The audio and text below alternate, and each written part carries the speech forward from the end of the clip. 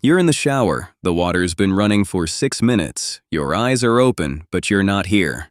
You're in a conference room, or a kitchen from years ago, or a parking lot that doesn't exist, and you are winning an argument, decisively, elegantly, with the kind of surgical phrasing that never once shows up when you actually need it. The person you're arguing with said something to you in 2019. They have no idea this conversation is happening. They're probably buying groceries right now, and yet here they are, summoned into your shower, losing. Somewhere around the shampoo, you realize what you're doing. You feel slightly ridiculous. You stop. And then, 40 seconds later, you're back in the conference room. This is the story of why your brain rehearses conversations that will never happen. Not daydreaming in general, not planning what to actually say at tomorrow's meeting. We're talking about the full theatrical productions, the comeback you'll never deliver, the confrontation you'll never have, the acceptance speech for the award that doesn't exist. Nearly everyone does this, almost no one talks about it. And the machinery behind it might be the single most human thing your brain does. Here's what should be a very simple question with a very simple answer. What does your brain do when you're doing nothing? For most of the 20th century, neuroscience assumed the answer was, it idles. Like a car at a red light, the brain was thought to be reactive, a machine that lights up when a task arrives and powers down when it leaves. Then, around the turn of the millennium, a neurologist named Marcus Raichle at Washington University noticed something strange in his brain scans. He wasn't even looking for it. When people in a scanner performed a task, solving a problem, reading a word, certain regions of their brains reliably powered down, which was backwards. Effort was supposed to add activity, not subtract it, unless the brain was never idling in the first place. Raichle had stumbled onto a network of brain regions that becomes more active the moment you stop doing things, and quiets down the moment a task demands your attention. He called it the default mode network, not a screensaver, a shift change. The moment the outside world stops requiring your attention, this network takes over and starts producing something. And here's the detail worth sitting with. Your brain is 2% of your body's weight and consumes 20% of its energy, and that number barely changes between solving equations and staring out a window. The lights never go off. The building is never empty. So the question stopped being, why does your mind wander? The question became, what is all that machinery building in there? In 2010, two Harvard psychologists, Matthew Killingsworth and Daniel Gilbert, ran one of the largest real-time studies of human thought ever conducted. An app pinged thousands of people at random moments throughout their day and asked, "What are you doing? And what are you thinking about?" 47% of the time, people were thinking about something other than what they were doing. Nearly half of your waking life is spent somewhere else, in conversations that already happened. In conversations that haven't, in conversations that never will. You spend almost as much time in the simulation as you do in your actual life. And a communication researcher named James Honeycutt spent decades studying the specific thing you do in there. He called them imagined interactions, the internal conversations we run with real people from our real lives. His research mapped what they're actually for. Rehearsal before difficult encounters, catharsis after them, keeping relationships alive in our heads when the person is far away or gone. The shower argument has a scientific literature. You are a well-documented phenomenon, but why arguments? Why does the simulator keep booking the same show? For that, you have to ask what this machinery was built for, and the answer starts about 300,000 years ago.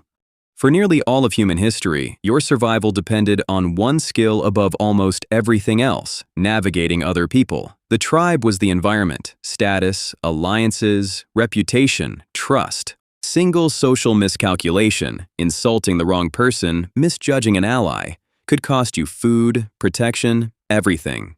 Physical threats, you can see coming. Social threats, you have to predict. And prediction is expensive.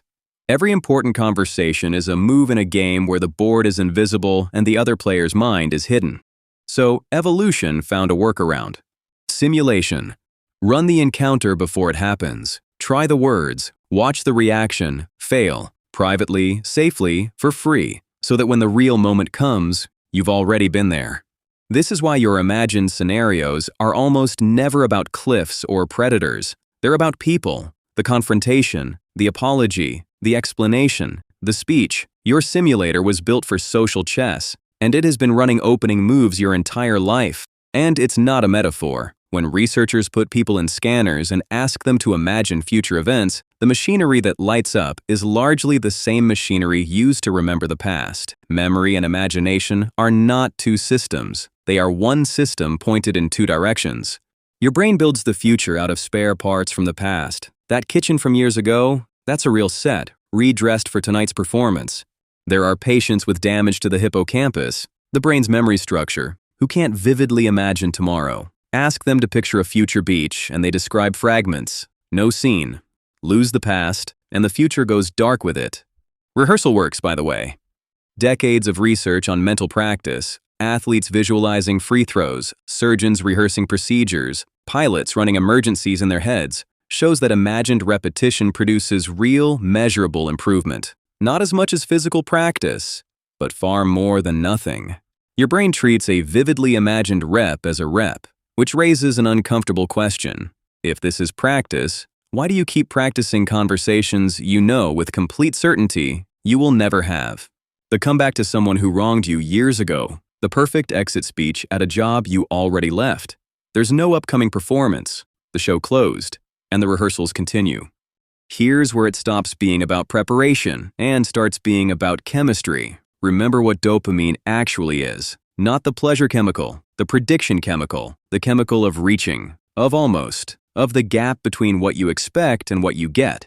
Real conversations are the most unpredictable events in your life. Another mind you can't read. A million ways to lose, but an imagined conversation. You write both sides. You compose your line. You script their reaction. You control the pacing, the ending, the moment they finally understand. It's a slot machine that pays out every single pull. Anticipation with a guaranteed outcome. All the chemistry of the contest, none of the risk. You never lose an argument you have alone. And that's precisely the problem. A simulation you can't lose isn't practice anymore. It's comfort. The rehearsal becomes the performance. The imagined victory becomes a small private payoff that costs you nothing, except the real conversation it quietly replaces. Every night, the speech gets a little sharper and a little less likely to ever be said. The audience never arrives. The speech gets written anyway. For most people, this is harmless. A background hum. The brain filling dead air with drama, the way it was built to. But the same machinery has a failure mode. Psychologists draw a line between rehearsal and rumination, and the line is direction. Rehearsal points forward. What will I say? Rumination points backward in a loop. Why did they say that? Why did I let them? Why does this keep happening? Same simulator. But nothing is being prepared. The scene just replays, and every replay hits the nervous system like a live event. Your amygdala doesn't fully distinguish a vividly imagined confrontation from a real one. The cortisol is real. The tension in your chest is real. You are, physiologically, having the fight. An argument rehearsed 20 times is 20 arguments. And, at the far end of the spectrum, there's a version so consuming it has a clinical name. In 2002, an Israeli psychologist named Eli Somer was working with trauma survivors when he noticed several of them describing the same secret: elaborate, immersive, plot-driven inner worlds, recurring characters, story arcs, continuity, that they visited for hours a day. Not psychosis. They knew none of it was real. It was just better in there. Somer called it maladaptive daydreaming. The people who experience it often pace, play music, run the same storylines for years. Many describe it the way people describe an addiction, a compulsion that starts as comfort and slowly eats the life it was comforting them about. It isn't in the diagnostic manuals yet, but researchers estimate it may affect roughly 2 to 3% of people, millions of minds, quietly preferring the simulation. That's the extreme, but it makes the ordinary version easier to see clearly. The fake scenario is always cheaper than the real one, always safer, always winnable, which means the simulator isn't just a rehearsal space. It's a refuge, and refuges have a way of becoming residences, so what do you do with all this? Start here. Your scenarios are data. The simulator doesn't pick topics at random. It books the shows your brain considers unfinished. Rehearsing arguments with the same person, on repeat? That's not petty. That's a boundary you never got to state, still waiting in the wings. Rehearsing acceptance speeches, imaginary interviews, the moment someone finally sees what you've built?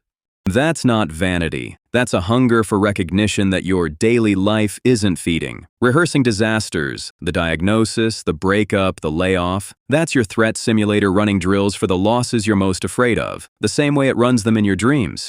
The most honest map of what's unresolved in your life is what you rehearse when no one is watching. Most people never read the map. They feel vaguely embarrassed by the shower arguments, push them away, and go back in an hour. But you can read it. Next time you catch yourself mid-performance, don't stop the scene. Just notice the casting. Who keeps getting summoned? What are you always trying to make them understand? What do you win in there that you've stopped trying to win out here? Because that's the quiet cost of a perfect inner theater. Every one of those characters, the boss, the ex, the parent, the crowd rising to its feet, every single one is played by you. You write their cruelty, you write their apology, you write the exact moment they finally get it.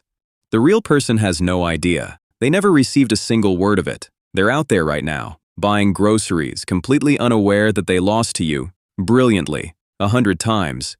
The conversation your brain keeps rehearsing is the one some part of you still believes needs to happen. So the question worth sitting with is this. Of all the scenes your simulator keeps staging, night after night, shower after shower, which one is it still waiting for you to perform?